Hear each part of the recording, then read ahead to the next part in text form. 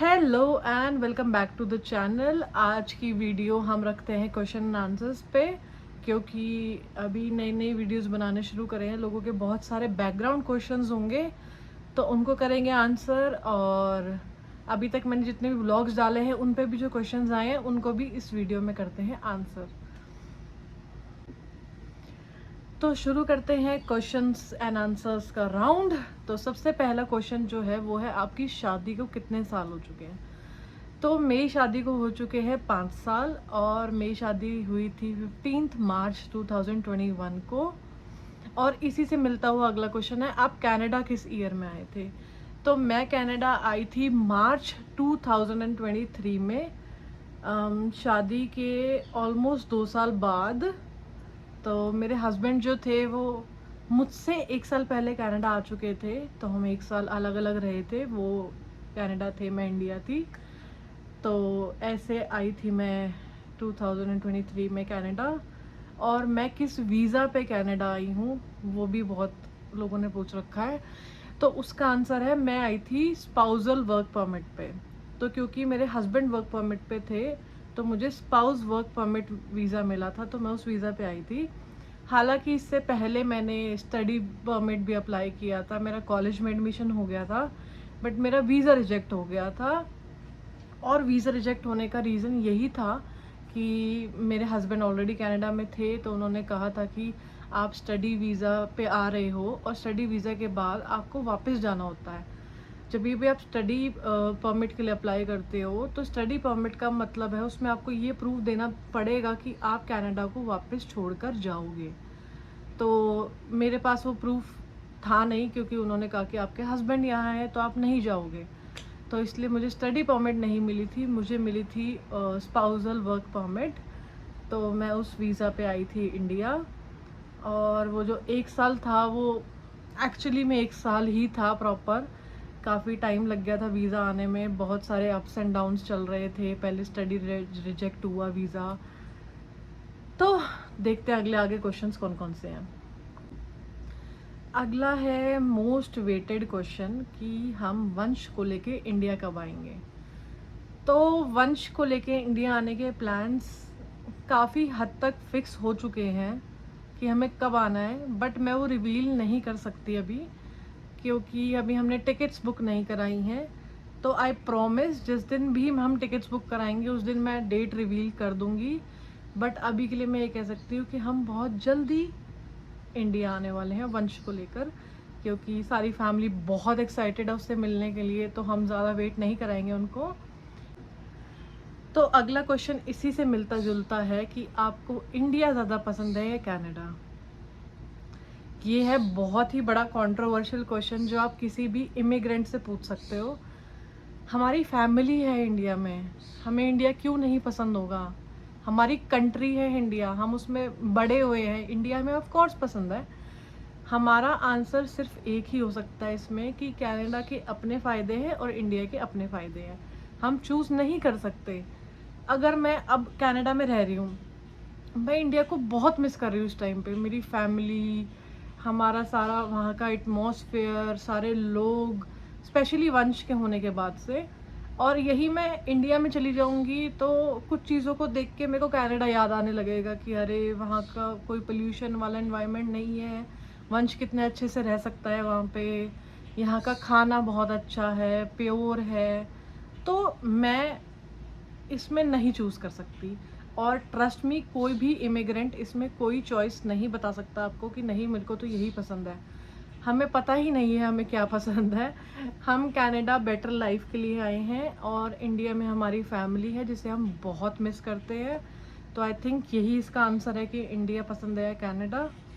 बाकी इसी से एक और मिलता जुलता क्वेश्चन है कि क्या आप इंडिया वापस आओगे या आप परमानेंटली कनाडा मूव हो चुके हो। इसका आंसर अभी देना बहुत मुश्किल है। प्लान्स तो हमारे यही हैं कि हम कनाडा ही रहेंगे, तो देखते हैं। बाकी आपको कभी कुछ नहीं पता होता, आप किसी भी चीज़ के लिए श्योर नहीं हो सकते हो। नहीं पता कि क्या सिचुएशंस आ जाए, क्या चीज़ें चेंज। अगला क्वेश्चन ये है कि क्या आप कनाडा में पीआर हो? हाँ, मैं कनाडा में पीआर हूँ, मेरे हस्बैंड और मैं पीआर हो चुके हैं। और क्योंकि वंश यहीं बॉर्न हुआ है तो वंश तो कैनेडियन सिटीज़न है, तो हम दोनों पीआर हैं और वंश कैनेडियन सिटीज़न है यहाँ पे। बाकी पीआर का प्रोसेस आजकल बहुत डिफ़िकल्ट हो रखा है। आप बहुत ही ध्यान से चीज़ें अप्लाई करें, रिस्क ना लें कोई, क्योंकि बहुत सारी फेक स्कीम्स भी हैं मार्केट में कि ऐसे करके पीआर हो जाओगे या वैसे करके पीआर हो जाओगे। तो चीज़ों को बहुत ही सोच समझ के आगे बढ़ना है। बाकी इसका आंसर यही है कि हाँ, हम पीआर हैं। आज मौसम इतना अच्छा है ना, काफ़ी तेज़ बारिश आई थी आज, बिल्कुल इंडिया वाली बारिश आई थी, तो इसलिए मैं व्लॉग बाहर बैठ के बना रही हूँ। तो चलो आगे को क्वेश्चंस करते हैं। आंसर, वंश किस पे गया है? बहुत सिंपल है गाइस, मुझ पे गया है। वंश मेरे पे गया है, बिल्कुल मेरे जैसा दिखता है। ऑनेस्ट आंसर नहीं है, ऑनेस्ट आंसर ये है, वंश अपने मामा पे गया है। मैं यहाँ पे वंश के मामा की बचपन की फ़ोटो लगाती हूँ और यहाँ वंश की फ़ोटो लगाऊंगी, आप देखना। अभी वंश जिस स्टेज पे है, वंश और वंश के मामा डिट्टो कॉपीज सेम लगते हैं। तो ये हुआ कैसे है वो मुझे पता नहीं है, बट वंश अपने मामा पे है अभी फ़िलहाल के लिए। तो बाकी बच्चा बहुत सारी चीज़ें चेंज करता है। कई बार ऐसा होता है कि मेरे को और सतेन को इसका अपर पार्ट जो है वो सतेन जैसा लगता है बिल्कुल, और इसका जो ये वाला हिस्सा है सारा मेरे पे है। बट ओवरऑल देखा जाए कि अगर मैं एज अ टोटल बताऊं कि ये किस पे गया है, तो ये गया है अपने मामा पे।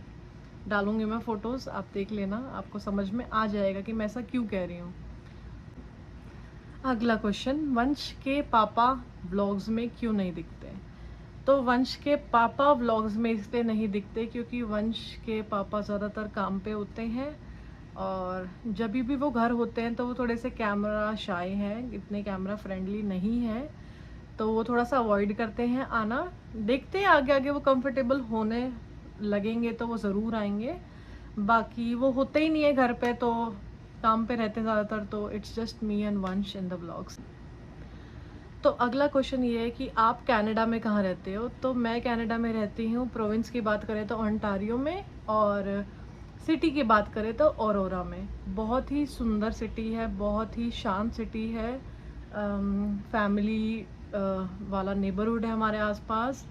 और इसी से मिलता हुआ अगला क्वेश्चन कि हाउस टूर व्लॉग कब आएगा? तो अब जैसे कि आपको पता है, छोटा बच्चा है मेरे पास, इतना टाइम नहीं मिल पाता, किसी किसी दिन बहुत ही टफ हो जाता है अपने खाने के लिए भी टाइम निकालना। तो कोशिश यही रहेगी कि हफ्ते 10 दिन में मैं डाल दूं, क्योंकि हाउस टूर व्लॉग का मतलब ये है कि घर की सफाई ऑफ कोर्स घर थोड़ा दिखाने लायक तो करेंगे आप लोगों को, तो घर की सफाई होगी उसके लिए। तो हाउस टूर व्लॉग जल्दी आएगा, लेट नहीं होगा, हफ्ता 10 दिन तो लग जाएगा देखें तो। बाकी कोशिश करेंगे जल्दी से जल्दी लाने की हाउस टूर ब्लॉग। तो अगला क्वेश्चन है कि आपकी नॉर्मल डिलीवरी हुई थी या सिजेरियन, और उससे अगला क्वेश्चन है कि कनाडा में हॉस्पिटल्स कैसे होते हैं। इन सारे क्वेश्चंस के लिए मैं एक अलग से व्लॉग बनाऊंगी, जो कि हो गई मेरी प्रेगनेंसी जर्नी। मैंने बहुत टाइम से सोच रखा है इस बारे में कि मैं वो ज़रूर डालूंगी, ताकि न्यू मदर्स को हेल्प हो जो कनाडा में रहती हैं। मैं अपनी प्रेगनेंसी जर्नी इंडिया से स्टार्ट हुई थी और यहाँ कनाडा पे आके ख़त्म हुई है, तो उसका प्रॉपर व्लॉग बनाऊंगी, वो भी जल्दी ही आएगा, ज़्यादा टाइम नहीं लगेगा उसमें। तो ये सारे क्वेश्चंस आपके उसमें आंसर हो जाएंगे। बट एक क्वेश्चन मैं आंसर करती हूँ, वो है कि how do you feel after entering into motherhood?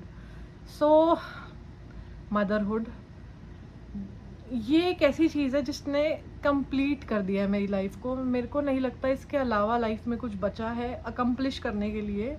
Of course आपके वो क्या कहते हैं, इच्छाएं कभी पूरी नहीं होती हैं, ये चाहिए वो चाहिए, बट मुझे ऐसा लगता है कि अब मैं कंप्लीट हूँ। मैं बेटी हूँ, मैं बहू बन चुकी हूँ, मैं पत्नी बन चुकी हूँ, अब मैं माँ बन चुकी हूँ। तो माँ बन के जो कंप्लीटनेस आई है मेरे अंदर, मेरे को नहीं लगता किसी और चीज़ से आई है। मेरे को नहीं पता था कि मैं किसी को इतना प्यार कर सकती हूँ कि उसको कुछ नहीं होना चाहिए, बस उसकी जगह मेरे को हो जाए, वो बीमार ना हो, मैं हो जाऊँ। तो मदरहुड ऐसी ही चीज़ होती है। जब हम अपनी मम्मियों को देखते थे, मैं सोचती तो थी कि कितना प्यार कैसे कर सकता है कोई किसी से, पर धीरे धीरे समझ में आया कि जिस दिन वंश मेरे हाथ में आया था ना, उस दिन सब समझ में आ गया था कि मदरहुड क्या होता है। और मदरहुड में एंटर करके इतनी नए नए एक्सपीरियंसेस हो रहे हैं कि आपकी दुनिया सिर्फ एक इंसान के आसपास घूम रही है। अब हस्बैंड भी साइड हो चुके हैं, वंश, सिर्फ और सिर्फ वंश। वंश ने क्या खाना है आज, वंश को क्या पहनाऊं, वंश के लिए कपड़े ले आते हैं। मैंने खुद शॉपिंग करनी बंद कर दी है, मैं नहीं जाती शॉपिंग करने, मैं नहीं लाती कपड़े, सिर्फ और सिर्फ वंश। तो मदरहुड में एंटर होके ऐसी फीलिंग्स हैं जो कंप्लीट ही नहीं हो रही हैं बताने पे। तो इन शॉर्ट यही था सारा एक्सपीरियंस मदरहुड में आने का अभी तक का। बाकी आई होप मेरी जर्नी बहुत अच्छी जाए। तो ये था हमारा क्वेश्चन एंड आंसर व्लॉग। आज का व्लॉग करते हैं यहीं ख़त्म। जितने क्वेश्चंस आए थे मैंने अभी के लिए सारे आंसर करे हैं, कोई भी मिस नहीं करा है, ताकि आप लोगों को मेरी सारी बैकग्राउंड इन्फॉर्मेशन क्लियर हो जाए अच्छे से। इस व्लॉग को देखने के बाद भी अगर आपके पास कोई क्वेश्चन है तो आप कमेंट डाउन कर दो नीचे, उसका आंसर कमेंट्स में कर देंगे हम, या अगले क्वेश्चन एंड आंसर व्लॉग में कर देंगे। तो बस लाइक शेयर एंड कमेंट कर दो, सब्सक्राइब कर दो, बहुत सारा प्यार दो। और कल वापस आते हैं अपने डेली व्लॉग्स के साथ। Bye bye.